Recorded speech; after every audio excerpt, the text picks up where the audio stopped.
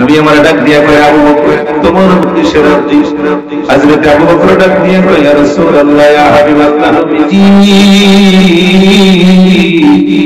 আমার মন বলে ওই যে একটা ইহুদি সাহাবী ও তো এখন পর্যন্ত মুসলমান হয় নাই, আমাদের সাথে সাথে তাকে ঘোরাফেরা করে।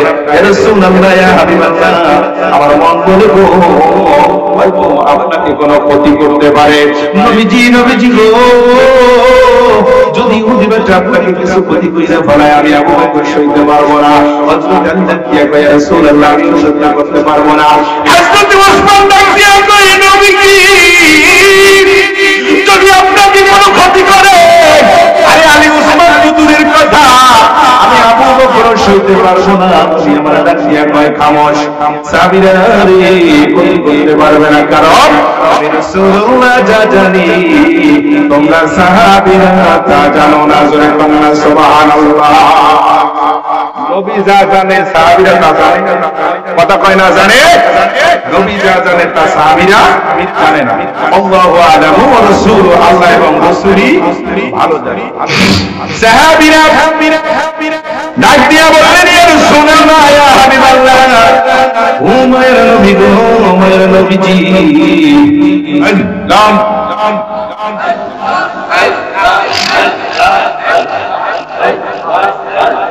মুর্শিদ আমার হইও গো কান্দারি মাশাআল্লাহ মুর্শিদ আমার হইও গো কান্দারি মারহাবা পাপি লোক তাহাইবে বলে গো মাশাআল্লাহ আয় হায় পাপি লোক তাহাইবে বলে গো ও গো মুর্শিদ কোরআনে শুনি গো মুর্শিদ তুমি আমার হইও গো কান্দারি মারহাবা মাশাআল্লাহ আল্লাহ আল্লাহ আল্লাহ আল্লাহ আল্লাহ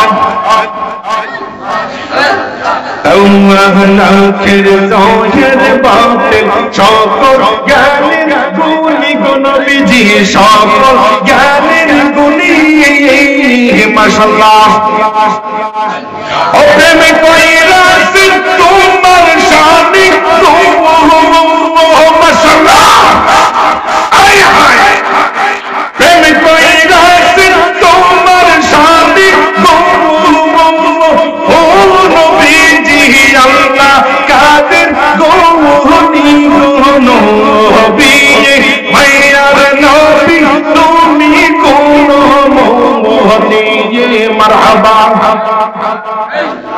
আল্লাহ আল্লাহ আল্লাহ আল্লাহ মায়ার নবী তুমি কোন মোহনী মাশাআল্লাহ আয় হায়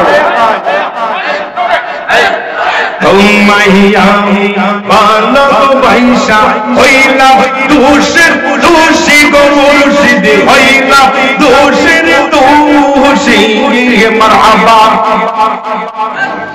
তোমার শোনে যাইব আমি গো ও আল্লাহ তাআলা যার মধ্যে হেদায়েতের নূর বাবা ঢাইলা দেয় দুনিয়ার কোন মানুষ থেকে গোমরা করতে পারে না। কথা বলেন ঠিক কি না? আল্লাহ যেই ব্যক্তিকে চায় তাকে দ্বীনের পথে আনবে, আল্লাহ যেই ব্যক্তিকে চায় একে দুনিয়ার থেকে, আল্লাহ যেই ব্যক্তি চায় একে ওলি বানাইয়া দিবে। দুনিয়ার কোন মানুষ তাকে ঠেকায় রাখতে পারে না। আর আল্লাহ যদি কোন মানুষকে চায় একে গলার মধ্যে জুতার মালা পরাইয়া সারা দুনিয়ার মধ্যে থেকে বেইজ্জতি করবে। ওই বেইজ্জতি থেকেও দুনিয়ার কোন মানুষ তাকে ফিরাইতে পারে না। কথা বলেন ঠিক কি না? হযরত আবু বকর সিদ্দিক রাদিয়াল্লাহু তাআলা আনহু সহ নবীজির কদমের কাছে এসে বলে ইয়া রাসূলুল্লাহ আমি তো একজন ইহুদি, আপনার সাহাবীরা আমাকে কেউ ভালোবাসে না, পছন্দ করবে না। নবী গো আমি চাই আপনার দরবারে একটু খেদমত করার জন্য আজকে আমরা মগবাজারের দরবারে যাই, হুজুর কেবলার দরবারে যাই, খেদমত করি, বাবা মাহফিলের চাঁদা দেই, টাকা দেই, পয়সা দেই, গরু দেই, মহিষ দিই।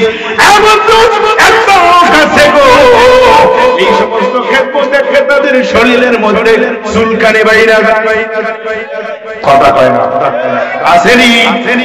যথেষ্ট পরিমাণে লোক সমাজের মধ্যে আছে বন্ধুরে, কিন্তু নবীজির দপ্তরে ওই রকমের লোক ছিল।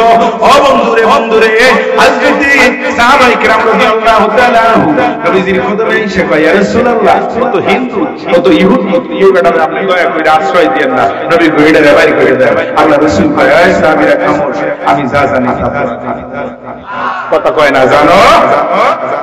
নবীজি আমার একটা খেদমত দিয়ে দিবেন।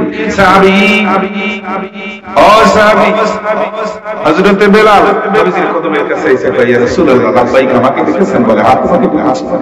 আজকে থেকে তুমি যে খেদমতটা করেছিলে জুতো মোবারকের খেদমত, এই জুতো মোবারকটা আজকে থেকে তুমি আর টানবে না, লইবে না। এই জুতো মোবারক গুলো আজকে এই ইহুদি বেড়ার কাছে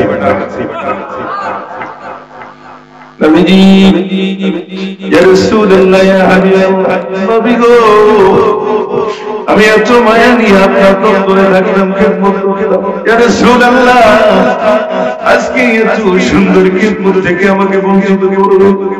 নবী আমার রাখতে কইরি বিলাল,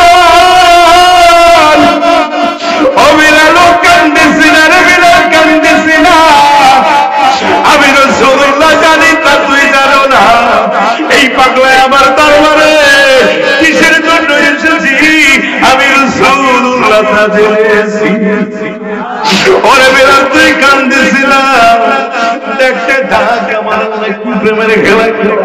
এই কাকুটি এলাকার বাবা, এই কাকুটি এলাকার বাবারা, এই ভবানীপুর এলাকার আমার যুবক ভাইরা, ও বন্ধুরে, নবী আমার যখন জুতা মোবারকের খেদমত দিয়ে দিল পাগলারে,